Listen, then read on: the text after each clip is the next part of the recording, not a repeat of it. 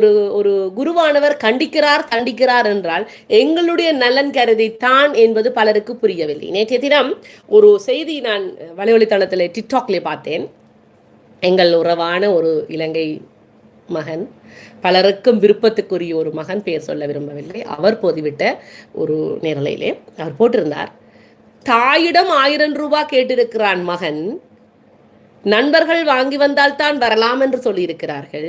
தாயிடம் கேட்ட 1000 ரூபாவை அந்த தாயார் கொடுக்கவில்லை என்பதற்காக தாயை தள்ளி விழுத்தி கொலையே செய்திருக்கிறான் மகன். இவனெல்லாம் ஒரு மகனா?